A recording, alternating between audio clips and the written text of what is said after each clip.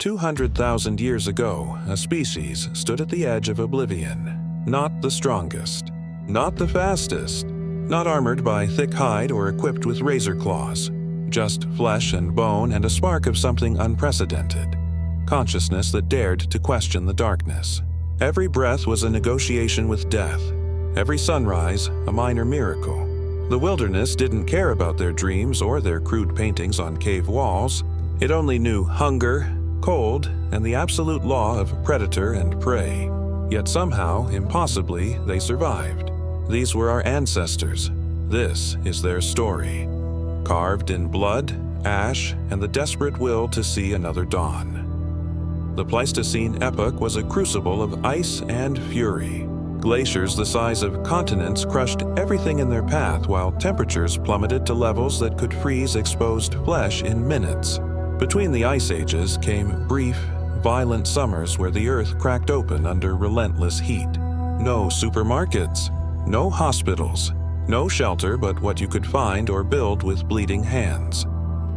Early humans woke each day to a simple equation: find food or become food. The landscape crawled with threats that make modern dangers seem tame. Saber-toothed cats prowled the grasslands, their fangs designed to pierce through vertebrae with surgical precision. Cave bears stood 12 feet tall, capable of shattering skulls with a single swipe. Dire wolves hunted in coordinated packs of 30 or more, their strategy refined over millions of years. And still our ancestors walked upright through this nightmare, carrying nothing but sharpened stones and audacious hope. Hunting wasn't sport, it was war. A campaign requiring days of tracking, perfect coordination, and the willingness to stare down animals that outweighed you 5 to 1. Woolly mammoths stood 14 feet at the shoulder, covered in armor-thick hide and muscle that could trample a human into paste. But protein meant survival, and survival meant taking impossible risks. They learned to read the land like a language.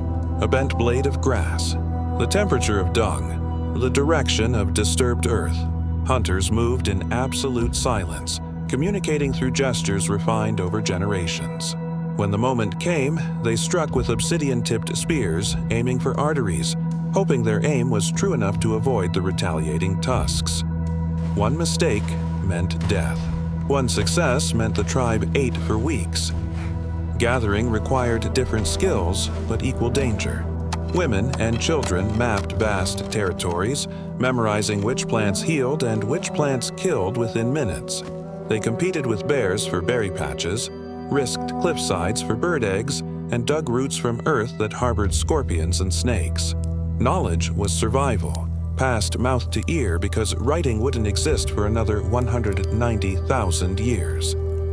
Then came the revolution that changed everything.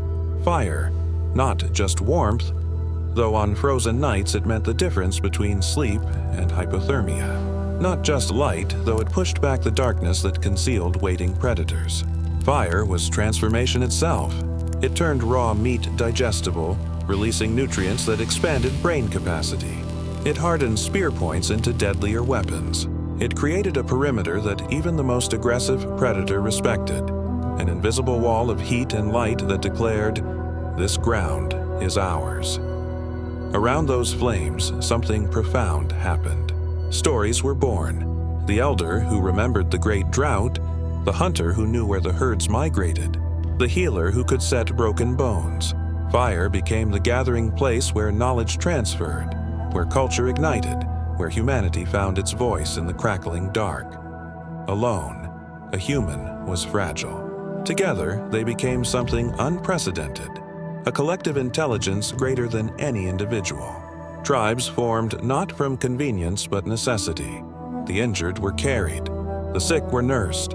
The young were protected by adults who weren't their parents because every child represented humanity's future.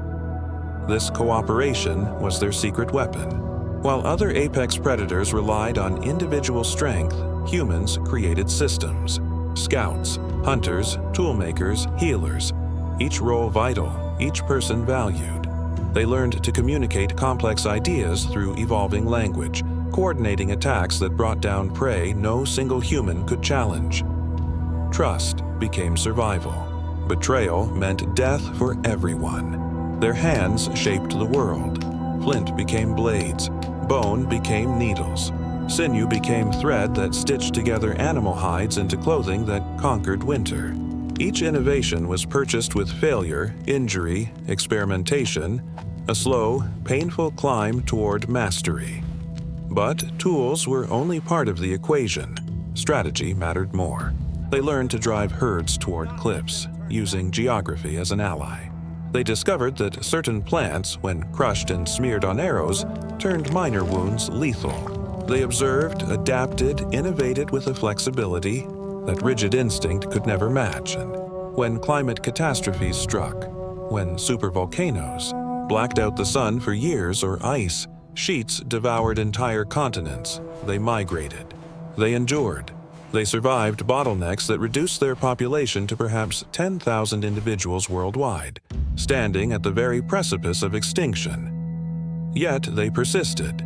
Every human alive today carries the DNA of those survivors, the ancestors who refused to surrender, who stared into the eyes of death and chose defiance, who transformed fear into innovation, struggle into strength, and isolation into community. When you feel the warmth of a fire, you're experiencing technology 400,000 years old. When you work as part of a team, you're using survival strategies older than our species. When you face impossible odds and continue anyway, you're channeling the same stubborn resilience that carried humanity through the darkest epochs of our existence. We are not separate from those prehistoric humans.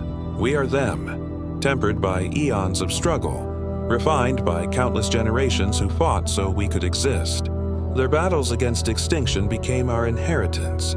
Their victories became our foundation. The wilderness tested them for 200,000 years, and they won.